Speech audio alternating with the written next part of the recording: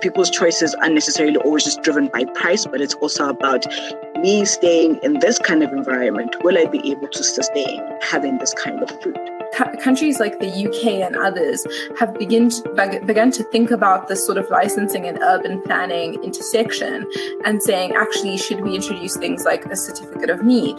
Should we say that within 5 kilometers of schools, you're not allowed to open a place that sells exclusively unhealthy foods?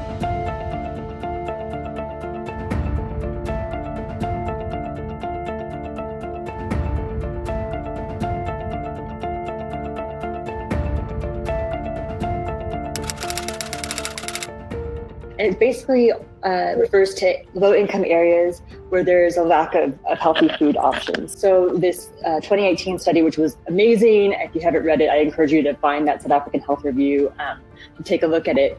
Looked at the prevalence of healthy eating options in terms of formal outlets in Gauteng, and really in some of the poorest neighborhoods, there was no formal outlet.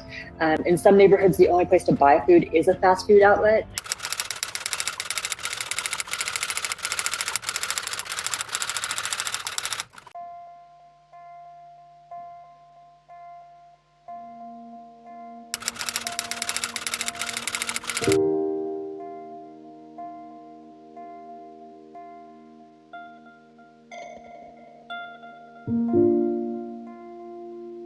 We need a way to identify what foods are so unhealthy that they should be taxed, should not be sold to children, etc.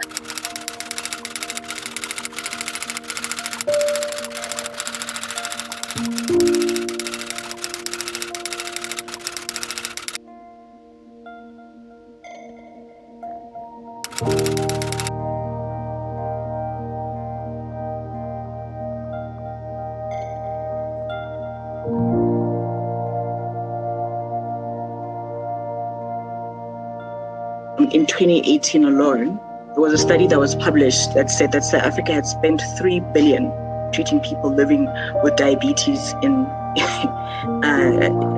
South Africa. It has a very real toll on people's lives and taking people out.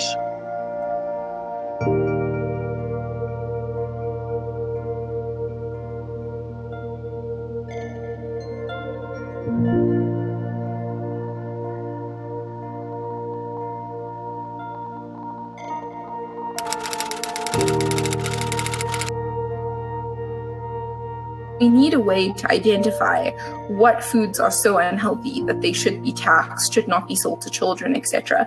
And that was coming in the form of what we call a front of pack label, which is basically a little logo that would tell somebody or communicate to a consumer, this is not a healthy product, or in some instances, this is. Now, we introduced a regulation, we published draft regulation about this in 2015. That is 6 years ago.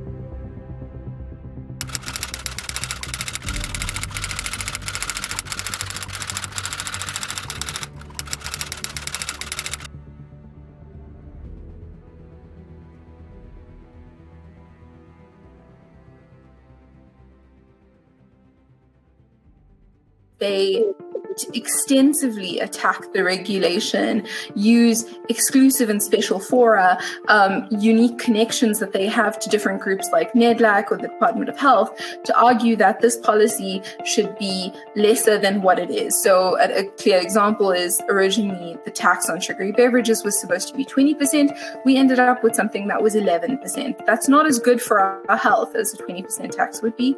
And then that tax was supposed to be introduced in 2016.